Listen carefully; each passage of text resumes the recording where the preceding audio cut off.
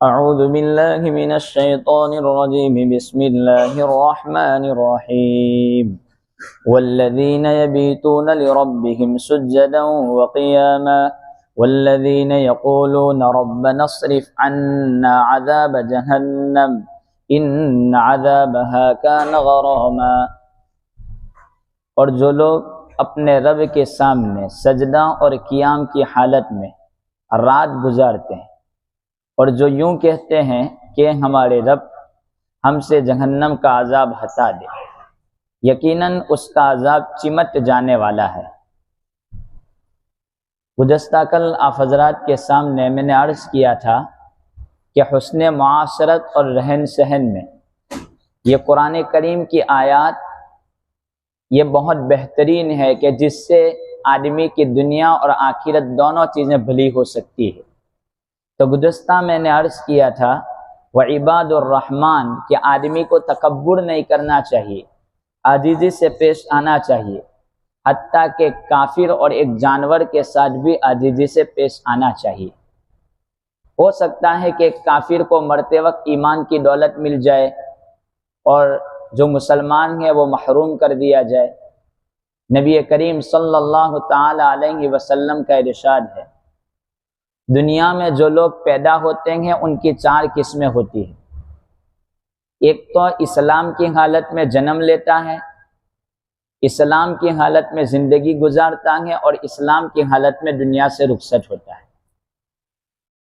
एक दूसरा आदमी इस्लाम के घराने में काफिर के घर पैदा होता है, कुफ्र के साथ ज़िंदगी गुजारता है और कुफ्र की हालत में दुनिया से रुखसत होता है। एक तीसरा आदमी इस्लाम के घर में पैदा होता है, इस्लाम के साथ ज़िंदगी गुजारता है और दुनिया से रुखसत होता है तो कुफ्र की हालत में। और एक चौथा आदमी कुफ्र के घर में पैदा होता है, कुफ्र पर ज़िंदगी गुजारता है और दुनिया से रुखसत होता है तो उसको ईमान की दौलत मिल जाती है। अल्लाह तबारक व तआला उसकी कोई आजीज़ी या कोई अमल या किसी वजह से उसको ईमान की दौलत से मालामाल फरमा देते हैं और दुनिया से रुखसत होता है। कुरान करीम की एक आयत कमसलिश शैतान इज़ क़ाल लिल इंसानि कफ़ुर, इस आयत करीमा में उलमा ने अलग अलग किस्म की वजाहत की है कि यह आयत करीमा किस बुनियाद पर नाजिल हुई।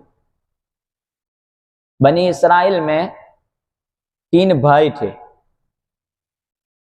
उनकी एक इकलौती बहन थी अकेली। अब ये तीनों भाइयों को सफर में जाना हुआ तो तीनों भाइयों ने सोचा कि हमारी बहन का हम क्या करें। तो उन्होंने सोचा कि एक पादरी है जो बड़ा इबादत गुजार है, वो गुनाह करता ही नहीं है, हमारी बेटी को हम उसके हवाले कर, हमारी बहन को उसके हवाले करके जाते हैं, ताकि ठीक है इसके अलावा तो कोई ईमानदार आदमी है ही नहीं। उन्होंने अपनी बहन को वो पादरी के घर जा करके रख दिया कि इसको संभालो, हमारी बहन अभी बीमार चल रही है, अगर उसको शिफा मिल जाए तो हम आकर के ले लेंगे, और खुदा न करे अगर सफर से वापस आने तक वो मर जाए तो इसको दफन कर देना। वो तीनों आदमी रवाना हो चुके सफर में। जब वापस आए तो पादरी ने कहा कि बेटी का बहन का इंतकाल हो गया और मैंने दफन कर दिया, और दरख्त दिखा दिया कि एक दरख्त के पास मैंने दफन किया। असल में हुआ यह था कि वो लड़की जो थी उसका इलाज किया वो पादरी ने, इलाज करता रहा तो वो अच्छी हो गई, बल्कि इलाज के बाद खूबसूरती में और इजाफा हुआ, तो वो उससे जिना में मुब्तला हुआ। वो पादरी, हुआ ये कि जिना करने की वजह से वो औरत हमल से ठहर गई, वो बेटी। तो शैतान उसके पास आया, शैतान ने कहा एक काम कर, तू तो बड़ा इबादत गुजार है, लोगों के यहाँ तेरी बदनामी होगी, तू कुछ काम कर, इसको कत्ल कर दे और दफन कर दे।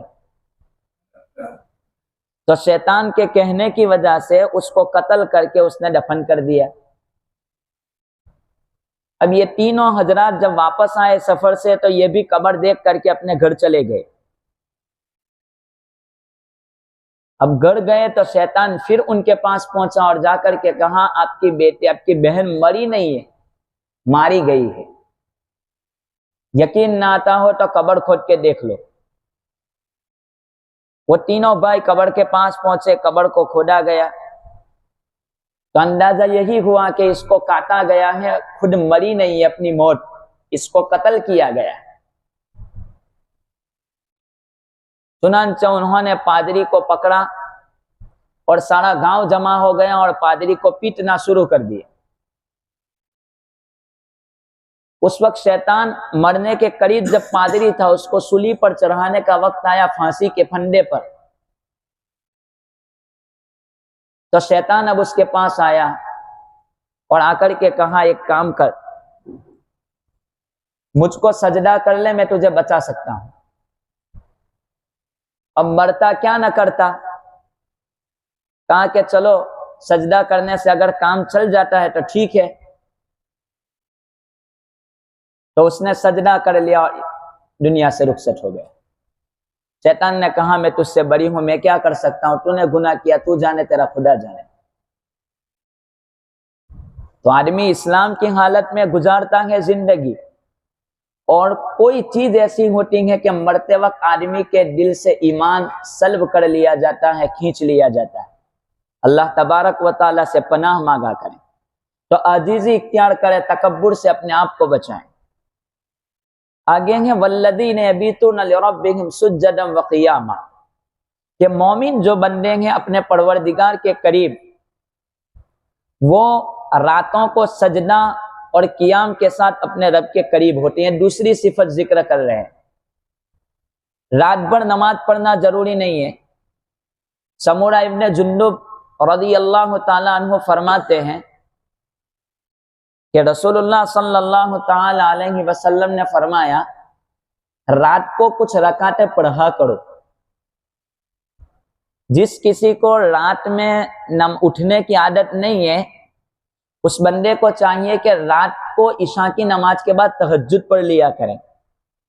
अगरचे उसको तिहाई रात में उठने वाले के बराबर सवाब तो नहीं मिल सकता, लेकिन तहज्जुद का सवाब उसको मिल जाएगा। इशा की नमाज और 2 रकात सुन्नत मुअक्कदा के बाद तहज्जुद पढ़ी जा सकती। हजरत सुफियान सौरी रहमतुल्लाहि अलैहि फरमाते हैं कि मैं एक गुनाह की वजह से 15 महीने तक तहज्जुद से महरूम रहा। हम लोगों को एहसास ही नहीं होता कि मुझे नमाज की तौफीक क्यों नहीं होती। सुफियान सौरी फरमाते, मेरे एक गुनाह की वजह से 15 महीने तक मैं तहज्जुद से महरूम। सोचा कि आखिर ऐसा क्यों, गुनाह कौन सा था? तो कहा, गुनाह यह था कि एक आदमी दुआ करता था और दुआ के वक्त में मैंने रोते हुए उसको देखा, तो मेरे दिल में यह ख्याल किया कि ढोंग करता है। बस इतना खाली ख्याल कर लिया। 15 महीने के बाद मुझे एहसास हुआ कि इस गुनाह की वजह से अल्लाह ने 15 महीने तक मुझे तहज्जुद से महरूम कर दिया। हमारा तो 24 घंटे का ये आलम है। हजरत अबू सुलेमान दारानी रहमतुल्लाहि अलैहि फरमाते हैं कि अगर किसी बंदे की जमात खाली छूट जावे, जमात, तो वो कोई गुनाह में मुब्तला है। किसी बंदे की जमात छूट जावे तो वो किसी गुनाह में मुब्तला है। हमारी तो जमात की बात नहीं, नमाजें छूट जाती और हम समझते हैं कि मैं अल्लाह तबारक व तआला की नेमतों का इस्तेमाल करता हूं। बनी इसराइल में एक बंदा था, नेक। एक मर्तबा अल्लाह तबारक व तआला से दुआ करने लगा, उसका शुक्रिया अदा करने लगा। अल्लाह तेरा शुक्र है, तेरी नेमतें रात दिन खा रहा हूं, लेकिन मैं गुनाहों में मुब्तला हूं, उसके बावजूद तूने तेरी नेमतों को बंद नहीं किया। 24 घंटे तेरी नेमतों को इस्तेमाल करता हूं गुनाहों के बावजूद, आखिर तू कितना मेहरबान है।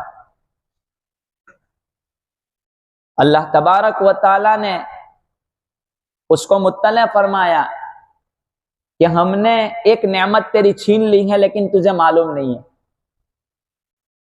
उसने कहा अल्लाह कौन सी नेमत, मेरे पास तो सब नेमतें हैं। कहा कि तू नमाज पढ़ता है तो तुझे लज्जत नहीं आती, मुनाजात मेरी इबादत से मैंने तुझे महरूम कर दिया। इससे बढ़कर और क्या नेमत कि अल्लाह तबारक व तआला इबादत से महरूम कर दे। वो तो रिस्क देगा, उसने वादा किया है कि मैं जमीन पर चलने वालों को रिस्क देता हूं, लेकिन वो अपनी सजदों की इबादत से और उससे महरूम कर देता। हमें वफा करना चाहिए, रोजी की जिम्मेदारी उसकी है, लेकिन उसकी बंदगी का हमने एतराफ किया है कि अल्लाह हम तेरी इबादत करेंगे, तो इस पर हमें झुक जाना चाहिए। हयातुल हैवान में अल्लामा दुमैरी रहमतुल्लाहि अलैह ने एक बात लिखी है कि एक आदमी सफर में निकला, सफर में जाते हुए एक जगह से वो गुजरा तो उसने देखा कि एक कुब्बा बना हुआ है, कब्र जैसा। कहा कि इसकी तारीख और इतिहास अगर किसी को जानना हो तो वो फुला गांव में जावे और गांव में जाकर के इसका इतिहास मालूम कर ले कि ये कुब्बा क्यों बना है। चुनांचे वो मुसाफिर आदमी ने सोचा कि चलो इसका इतिहास तो मैं मालूम करूं, ये कुब्बा बना क्यों है। तो वो गांव में गया, लेकिन लोगों से पूछा कि ये कुब्बे का इतिहास क्या है, ये दरगाह, ये कब्र का इतिहास क्या है। लोगों ने कहा मालूम नहीं है। वो ढूंढते ढूंढते एक बूढ़े आदमी के पास गया जिसकी उम्र 200 साल थी। पूछा कि इसका इतिहास क्या है। कहा कि मेरे बाप दादा सुनाया करते थे कि एक आदमी था, उसका एक कुत्ता था, उसकी एक गूंगी बेटी थी। अब वो आदमी एक दिन सफर में निकला, कहीं जाना था किसी काम से, तो उसने अपने बावर्ची से कहा कि दूध की आइटम मुझे बहुत पसंद है, वो बना करके रख देना। और गूंगी बेटी को घर पे छोड़ के गया और कुत्ता 24 घंटे उसके साथ रहता था। तो उसने कुत्ते को बांध दिया कि मुझे अर्जेंट काम से जाना है, इसको साथ नहीं ले जाना है। तो कुत्ते को बांध दिया और चला गया। अब बावर्ची ने दूध की आइटम बना करके ये गूंगी बेटी और कुत्ते के सामने रख दिया ताकि ये इसकी हिफाजत किया करे। सफर में निकल गया। अब वो बावर्ची तो चला गया, लेकिन जब वो आदमी मालिक था, वो जब काम से आया तो उसने वो दूध की आइटम को देखा कि चलो मैं इसको खा लेता हूं। तो गूंगी लड़की कुछ अजीब किस्म के इशारे करती है कि इसको मत खा। तो कहा कि ऐसा तो हो नहीं सकता, मैं तो इसको खाए बगैर रह नहीं सकता। अजीब अजीब किस्म के, लेकिन उसने उसकी बात नहीं मानी। अब खाना शुरू कर रहा है तो कुत्ता भौंकने लगा जोर से। कुत्ता जोर से भौंकने लगा, इसने सोचा कुछ है,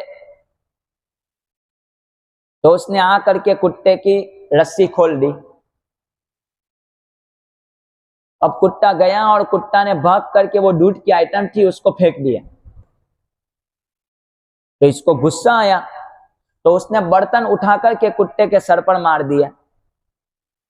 कहा कि मेरी इतनी बेहतरीन आइटम थी, तूने उसको फेंक दिया। लेकिन कुत्ता खड़ा हुआ और खड़ा होने के बाद कुत्ते ने वो दूध की आइटम थी उसको चाटना शुरू कर दिया और कुत्ता वहीं पर मर गया। फिर गूंगी लड़की से पूछा कि आखिर ऐसी क्या चीज थी, तुम दोनों मुझे क्यों रोकते थे और ये कुत्ता क्यों इसको खाते ही मर गया। तो कुछ इशारों में गूंगी लड़की ने समझाया कि एक नाग आया था, एक सांप आया था, वो आकर के इसको खाया और वो खा करके चला गया। इस जहर की वजह से मैं भी रोकती थी और ये कुत्ता भी रोकता था। इसने आखिर में आपको वफादारी बतला दी और बतला करके ये कहा कि आप मत खाइए, देखो मैं मर रहा हूं खा करके, लेकिन आप मत मर जाना। तो आदमी को चाहिए, तो हयातुल हैवान में इस बात को लिख करके नकल किया है कि एक कुत्ता, तो ये कुब्बा बना हुआ था उसका, कि उसकी वफादारी उसको इतनी पसंद आई कि उसने उसकी कब्र बना करके कुब्बा बना डाला। तो अल्लाह तबारक व तआला उसने अपने मालिक की वफादारी यूं निभाई, तो हमें इससे ज्यादा अपने पैदा करने वाले की वफादारी बनानी चाहिए। हम कुत्ते से ज्यादा गए गुजरे नहीं है, हम इंसान हैं। तो कुरान करीम की आयत वल्लज़ीन यबीतून लिरब्बिहिम सुज्जदन व क़ियामा, कि अल्लाह के नेक बंदे वो होते हैं जो रात में सजदा और कियाम करते हैं, यानी कुछ ना कुछ इबादत किया करें। अगर नहीं खड़े हो पाते तो बिस्तर पर लेटे लेटे अपने रब का जिक्र कर लें। हजरत मूसा अलैहिस्सलाम ने एक मर्तबा शैतान को पकड़ा, शैतान की मुलाकात हुई, शैतान से पूछा कि लोगों को फंसाता किस तरीके पर है? तो कहा मैं 3 चीजें डालता हूं जिससे लोग फंस जाते हैं, मेरे फंदे में आ जाते हैं। कहा कि नंबर 1 सदका। कहा कि सदके से कैसे? कहा कि तुम्हारे दिल में सदका देने की अगर नीयत हो जाए तो उसी वक्त दे दो, वरना मैं देने नहीं देता हूं। सदका देने की नीयत आ जाए तो दे दो, क्योंकि सदके से मुसीबतें टलती है और मैं इंसान का भला नहीं चाहता। हजरत मूसा अलैहिस्सलाम एक मर्तबा अल्लाह तबारक व तआला से दुआ के लिए जा रहे थे, मुलाकात के लिए, बात करने के लिए। तो एक आदमी रास्ते में मिला और अल्लाह तबारक व हजरत मूसा से कहने लगा, मूसा मैं बहुत गरीब आदमी हूं, अल्लाह से कह दो कि जितनी रोजी है ना वो मुझे आज चाहिए, जितनी रोजी मेरा मुकद्दर में है वो रोजी मुझे आज ही दे दो, के अल्लाह को इतनी मेरी दरखास्त कर देना। हजरत मूसा गए और अल्लाह तबारक व तआला से कहा, आते आते बीच रास्ते में एक बंदा मिला था, कहा ने उसने आज ही रोजी मांगी। अल्लाह ताला ने उसकी जिंदगी की मरने तक की जितनी रोजी थी उसको दे दी। कुछ अनाज था, कुछ बकरियां थी, वो दे दी। 1 साल के बाद हजरत मूसा अलैहिस्सलाम को ख्याल आया कि वो बंदे के पास रिस्क इतना था कि 1 साल में खत्म हो जाए, चलो मैं उसको जाकर के देखूं वो क्या करता है। हजरत मूसा उसके घर गए तो वो तो आलीशान बंगले में बैठा हुआ है। अल्लाह तबारक व तआला के पास गए कोहे तूर पर बात करने के लिए, पूछा अल्लाह से कि अल्लाह ये क्या बात है, तूने रोजी तो इतनी दी थी कि 1 साल में खत्म हो जाए, और वो तो कितने बड़े ऊंचे मकान में बैठा है, आखिर ये क्या? कहा कि असल में उसकी रोजी तो खत्म हो गई, लेकिन मैं अपने वादा खिलाफी करता नहीं। मैं मेरे रास्ते में अगर कोई 1 रुपया खर्च करता है तो मैं उसको 10 रुपये देता हूँ। तो उसने खर्च करना शुरू कर दिया तो मैंने तो उसको बढ़ा करके 10-10 देना शुरू कर दिया, तो उसकी रोजी तो बढ़ गई ना, वो तो आलीशान बंगले में रहता होगा, अब मैं क्या करूं? उसका रिस्क खत्म था लेकिन उसने देना शुरू कर दिया, तो मेरी गैरत जोश में आ गई कि तू मोहताज हो करके देता है, तो मैंने उसको इतना दिया कि अब वो खत्म ही नहीं होता। तो हजरत मूसा अलैहिस्सलाम ने शैतान से पूछा तू कैसे फांसता है? तो कहा सदका, कि जब दिल में इरादा हो उसी वक्त सदका कर दो, वरना फिर बाद में मैं देने देता नहीं। नंबर 2, अल्लाह तबारक व तआला से कोई अहद करो, कोई वादा करो कि अल्लाह मैं गुनाह छोड़ दूंगा, तो वो अमल कर लो फौरन, वरना फिर मैं उसको काबू करने देता नहीं, मैं गुनाह में उसको मुब्तला कर देता। और तीसरी बात, किसी गैर महरम के साथ तन्हाई में मत बैठना, इसलिए कि मैं औरत के दिल में बात डालता हूं कि तू मर्द को उभर, और मर्द के दिल में बात डालता हूं कि तू औरत को तैयार कर, और मैं दोनों को गुनाहों में मुब्तला कर देता हूं। ये शैतान के हथकंडे हैं। आदमी को अल्लाह तबारक व तआला की नेमतों पर और अपने दुश्मन के बारे में सोचना चाहिए कि दुश्मन और शैतान, उसका नफ्स आदमी को किस तरीके से फांसता है और कैसे ये काम करवाता है। तो कुरान करीम की आयत कि आदमी जो रिस्क इस्तेमाल करता है, वल्लज़ीन यबीतून लिरब्बिहिम सुज्जदन व क़ियामा, कुछ अपने परवरदिगार को याद कर लिया करें। हजरत नूह अला नबीना व अलैहिस्सलातु वस्सलाम, जब कश्ती में तूफान नूह का वाक़या मालूम है हमें, 6 महीने तक आसमान और जमीन से पानी गिरा था, तो उसमें हजरत नूह अलैहिस्सलाम अपने मानने वालों को लेकर के कश्ती में सवार हो गए थे। वो कश्ती में जब सवार हुए थे तो शैतान भी कश्ती में सवार हो गया, तो पकड़ा गया शैतान। हजरत नूह अलैहिस्सलाम ने उसको पकड़ लिया, कहा कि तुझे नहीं छोड़ूंगा, तू क्यों यहाँ आ गया? कहा कि मुझे छोड़ दो, मैं आपको 3 बातें बताता हूं, किसी को मत बतलाना। तो छोड़ दोगे? कहा कि ठीक है, अल्लाह ताला ने वही भेजी, उसको ऐसा बोलो कि 3 की जरूरत नहीं है, जो 2 बातें तूने दिल में छुपाई हैं ना, वो आज की बात है, वो बतला दिए, 3 नहीं चाहिए। शैतान ने कहा 3 बातें बतलाता हूं, मुझे छोड़ दो। तो हजरत मूसा ने कहा ठीक है, लेकिन वही आई आसमान से हजरत नूह अलैहिस्सलाम पर। तो हजरत नूह को अल्लाह ताला ने कहा ऐसा नहीं, ये 3 मुझे नहीं चाहिए, ऐसा बोलो। ऐसा बोलो कि 5 बातों में 2 बातें तेरे दिल में जो है वो मुझे चाहिए, वो मुझे कह दे। कहा कि 2 बातें राज की है, लेकिन अब वही आ चुकी है, मैं बतला देता हूं कि 2 बातों से मैं पूरी इंसानियत को गुमराह करता हूं और 2 गुना दुनिया का वजूद भी है। कहा कि एक तकब्बुर और दूसरा हसद, दूसरी लालच। ये 2 चीजें इंसान को गुमराह कर दे। तकब्बुर, कहा कि तकब्बुर की वजह से मुझे अल्लाह ताला ने जन्नत से धक्का दिया कि मैंने बढ़ाई की वजह से हजरत आदम को सजदा नहीं किया, और हजरत आदम को मैंने लालच की वजह से फंसाया। मैंने कहा ये दाना खा लो तो आपको हमेशा जन्नत में रहने का मिलेगा, तो वो लालच की वजह से परेशान हुई, ने मैं तकब्बुर की वजह से परेशान हुआ। तो ये 2 दौलत, 2 चीजें, 2 बीमारियां इतनी खतरनाक है कि आदमी को जन्नत से महरूम कर सकती है, इसलिए ये चीजें चाहिए। तो ये कुरान है कि आदमी को रात दिन कुछ न कुछ अपने परवरदिगार की याद करनी चाहिए। आगे एक सिफत बयान हो रही है, वल्लज़ीन यक़ूलूना रब्बना स्रिफ़ अन्ना अज़ाब जहन्नम, ये हमारे परवरदिगार तो अजाब के, जहन्नम के अजाब से हमसे दूर कर दे। जहन्नम का अजाब इतना खतरनाक है, हदीस शरीफ में आता है कि अगर जहन्नमी लोगों को जो खाना मिलेगा जक्कुम, अगर एक कोड़वे के बराबर, एक कोड़वा उसके बराबर खाली आसमान से नीचे वो जक्कुम को यूं लटका दे अल्लाह तबारक व तआला, तो दुनिया में इतनी बदबू फैल जाए कि लोगों का जिंदा रहना परेशान हो जाए। खाली एक कोड़वे के बराबर। और एक रिवायत में ये है कि उनको जो पिलाया जाएगा जहन्नमी लोगों को, वो अगर अल्लाह तबारक व तआला एक बाल्टी, एक डोल अगर उसको दुनिया में उधेल दिया जाए आसमान से, तो पूरी दुनिया में बदबू फैल जाए। हदीस शरीफ में आता है, जो बंदा फजर की नमाज के बाद और मगरिब की नमाज के बाद 7 मरतबा ये दुआ पढ़ लेता है, अल्लाह ताला कब्र के अजाब से और जहन्नम के अजाब से उसको महफूज रखते हैं। एक दुआ है कि जो मगरिब की नमाज के बाद और फजर की नमाज के बाद बंदा पढ़ लेता है, अल्लाह तबारक व तआला उसको कब्र के अजाब से और जहन्नम के अजाब से बचा लेते हैं। अल्लाहुम्मा अजिरनी मिनन नार, इतना 7 मरतबा खाली पढ़ने का है, फजर की नमाज के बाद और मगरिब की नमाज के बाद।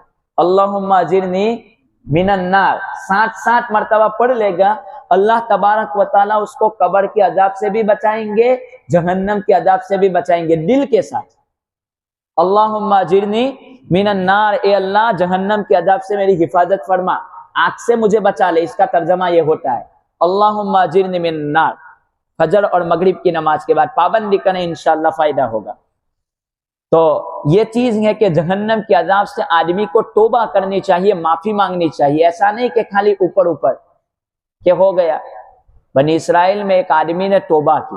तौबा कैसे की कि वो एक नहर के साथ पास से नहाने के लिए गया, नहर में नहा करके निकला तो नहर के बाहर से आवाज आई कि गुनहगार, एक जानिया औरत के पास तू जाके आया, पैसे दे करके तूने जिना किया और अब नहर में आकर के तू गुस्ल करता है, तू मेरे पानी को इस तरीके से इस्तेमाल करता है। वो डरा और डर करके चला गया, नहर को छोड़ करके पहाड़ में अल्लाह तबारक व तआला से अजीजी करने लगा, अल्लाह ये क्या हो गया। तो वहां पर कुछ 12 आदमी थे, तो ये भी 12 आदमियों में शामिल हो गया। अचानक कहत पड़ा, दुकाळ पड़ा, दुकाळ, खाने पीने को कुछ नहीं है। ये 12 आदमियों ने सोचा चलो जा करके कुछ मांगते हैं या दुनिया में निकलते हैं, पहाड़ों से नीचे उतर करके कुछ अनाज मिल जाए, खाना मिल जाए, हमारी जिंदगी बच जाए। तो ये 12 के 12 आदमी नीचे उतरे तो उन्होंने सोचा ये नहर की तरफ जाते हैं, चलो वहां कुछ मिलेगा। तो उस बंदे ने कहा नहीं नहीं नहीं नहीं, नहर की तरफ तो मैं नहीं आऊंगा, वो तो ऐसे, वहां तो कोई ऐसा आदमी है जो मेरा गुनाह बतला देता है। कहा कि ऐसा? तो उन लोगों ने कहा तू जाने, तेरा काम जाने, हम तो जाते हैं। तो वो 12 आदमी गए नहीं, यहाँ रहा। तो वहां जब ये लोग पहुंचे तो उन्होंने कहा तुम्हारा साथी कहाँ गया? कहा कि उसने तो ऐसा कहा कि वहां पर तो गुनाह बतला देता है कोई आदमी, तो मैं तो नहीं आता हूं। तो कहा कि अल्लाह तबारक व तआला बड़ा गफूरुर रहीम है। जब वो नहर से निकला तो उसने ये कहा था कि अल्लाह तू मुझे माफ कर दे। ये जुमला उसने तौबा कर ली थी। तो तौबा करने वालों के मैं करीब हूं, तो उसको खबर सुना दो कि तेरे रब ने तेरी तौबा कबूल कर ली और तेरी वजह से अल्लाह तबारक व तआला सबको रिस्क भी दे देगा। तो आदमी को चाहिए कि अपने रब की तरफ रुजू करें। आखिरी बात कह करके बात खत्म कर दूं। हजरत मूसा अलैहिस्सलातु वस्सलाम को एक मरतबा यह हुक्म दिया गया कि फुला जंगल में एक आदमी पड़ा हुआ है, वहां जाकर के मर चुका है, उसकी जनाजे की नमाज पढ़ा दो और ये ऐलान कर दो कि जो उसके जनाजे में शरीक हो जाएगा अल्लाह तबारक व तआला उसकी भी मगफिरत कर देंगे। तो सारा लोग उमड़ उमड़ करके उसके जनाजे में शरीक हो गए, लेकिन देखने लगे इतना नेक आदमी कौन होगा। जब उसके ऊपर से कफन खोला गया, चादर को खोला गया, तो देखा कि तो ये बहुत गुनहगार आदमी है, इसको तो हमने बस्ती से निकाल दिया था कि तू बहुत नालायक है, तू बस्ती छोड़ दे। कहा के चला गया। अल्लाह तबारक व तआला से हजरत मूसा मुतवज्जे हुए, कहा अल्लाह ये तो, इसको तो लोग गुनहगार कहते हैं, तू कहता है जो जनाजे की नमाज पढ़ेगा इसकी मैं मगफिरत कर दूंगा। कहा कि लोगों ने निकाल दिया। वो आया जंगल में, मरने के करीब आया तो उसने कहा अल्लाह दुनिया वालों ने निकाल दिया, रिश्तेदारों ने निकाल दिया, तू मेरा खालिक है, तू मेरा मालिक है, तू मुझे कैसे भूल सकता है। उसकी ये अदा मुझे इतनी पसंद आई कि मरते वक्त उसकी तौबा कबूल कर ली और मैंने तेरे दिल में बात डाल दी कि मूसा जो भी इसकी जनाजे की नमाज पढ़ेगा उसकी भी मगफिरत कर दी जाएगी।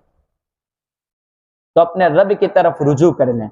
अल्लाह तबारक, ये कुरान करीम की तीसरी आयत थी, वल्लज़ीना यबीतूना लिरब्बिहिम सुज्जदन व क़ियामा। अगर कुछ इबादत ना हो सके तो रात को जिक्रुल्लाह करके सो जाया करें, 2 रकात सलातुत तौबा पढ़ करके सो जाया करें, क्योंकि अल्लाह की नेमत इस्तेमाल करते हैं। रोजा के मुतालिक मसाइल से नावाकिफियत होती है, तो मैंने सोचा कि एक आध 2 मसाइल रोजे के असर की नमाज के बाद बतला दिए जाए। फजर के बाद नमाज के मसाइल चलते हैं, असर के बाद रोजे का एक आध मसला पढ़ लिया जाए ताकि अगर हमारा रोजा खराब ना हो। रोजे की हालत में भूलकर अगर कोई आदमी खा पी ले, मालूम नहीं है आदत के मुताबिक कि उसको खाने की आदत या पानी की आदत है, ने भूल से खा पी लिया तो उसका रोजा टूटता नहीं है, भूल से। हाँ, लेकिन याद आने के बाद फौरन उसको छोड़ दे कि या भूल से खा लिया, मेरा तो रोजा है। रोजे की हालत में खून टेस्ट कराना, खून लेबोरेटरी के लिए हम खून देते हैं, तो रोजे की हालत में खून टेस्टिंग के लिए देना कैसा है, जायज है क्या नहीं है? तो रोजे की हालत में खून टेस्ट की इजाजत है। अगर कोई आदमी बीमार है, डॉक्टर ने कहा आपका खून लेना पड़ेगा और इसको टेस्ट करना पड़ेगा, तो इसकी इजाजत है, खून दे सकते हैं। अलबत्ता इतना ज्यादा खून नहीं कि जिससे रोजे की हालत में कमजोरी आ जाए, ख्याल रखा जाए। अगर कोई आदमी बहुत ज्यादा कमजोर है तो उसको सोचना चाहिए। इसी तरीके से एक मसला यह है कि रोजे में इंजेक्शन लगवाना कैसा है, क्योंकि अब बहुत कोई आदमी बीमार होता है तो गोली तो वो खा नहीं सकता, तो चलो इंजेक्शन से काम चल जाए तो क्या मसला है। तो इसके मुतालिक ये है कि इंजेक्शन लगाने से रोजा टूटता नहीं है, कोई फर्क नहीं पड़ता। कोई आदमी को बुखार बहुत ज्यादा है या कोई और परेशानी है, डॉक्टर ने कहा इंजेक्शन ले लो, कहा गोली के बजाय मैं इंजेक्शन ले लेता हूं, तो इंजेक्शन से भी रोजा टूटता नहीं है। तो इंजेक्शन से भी रोजा नहीं टूटता, भूल से खाने पीने से रोजा नहीं टूटता, और खून टेस्ट करवाने के लिए देना उससे भी रोजा टूटता नहीं है। बाकी इंशाअल्लाह आइंदा अल्लाह तबारक व तआला अमल की तौफीक। बिस्मिल्लाहिर्रहमानिर्रहीम। अल्लाहु ला इलाहा इल्ला हुवल हय्युल क़य्यूम व अनतिल वजूहु लिल हय्यिल क़य्यूम। अल्लाहुम्मा सल्लि अला सय्यिदिना मुहम्मद व अला आलि सय्यिदिना मुहम्मदिन व बारिक व सल्लिम। या रब्बि सल्लि व सल्लिम दाइमन अबदा अला हबीबिका खैरिल खल्क़ि कुल्लिहिम अल्लाहुम्मा सल्लि अला सय्यिदिना मुहम्मदिन बिअददि कुल्लि दाइन व दवाइन व बारिक वसल्लिम या रहीमीन या रहमर रहीमीन या रहमर रहीमीन। हम आपके गुनहगार बंदे हैं। मौला करीम तो गफूरुर रहीम है। मौला तो माफ़ करने वाला है, हमारी गलतियां माफ़ कर दे। ये कुरान का तर्जमा इसलिए सुनते हैं कि तू तेरे कुरान के सदके में हमारी मगफिरत कर दे।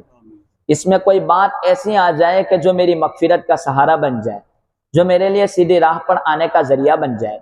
मौला करीम तूने कहा वल्लज़ीना यबीतूना लिरब्बिहिम सुज्जदन व क़ियामा, कि अल्लाह के नेक बंदे रात को अपने परवरदिगार को याद करते हैं।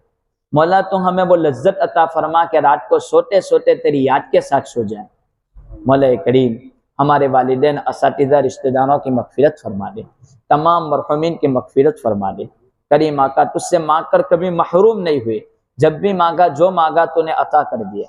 मौला तो हमारी तमाम दुनियावी उखरवी ज़रूरतें पूरी कर दे। मौला जहन्नम के अजाब से हिफाजत फरमा, कब्र के अजाब से हिफाजत फरमा। मौला करीम जिन लोगों ने दुआओं के लिए कहा, हर एक की हर जायज़ तमन्ना पूरी फरमा दे। परेशान हालों की परेशानियाँ दूर फरमा। मौला माँ बहनों की खिदमतें कबूल फरमा ले। मौला सहरी का इंतज़ाम करना, इफ्तारी का नज़्म करना, साथ में रोज़ा, तरावी, मौला करीम इनकी ये इबादतें कबूल फरमा ले। मौला करीम इनकी खिदमतें कबूल फरमा ले, इनको जज़ाए खैर अता फरमा दे।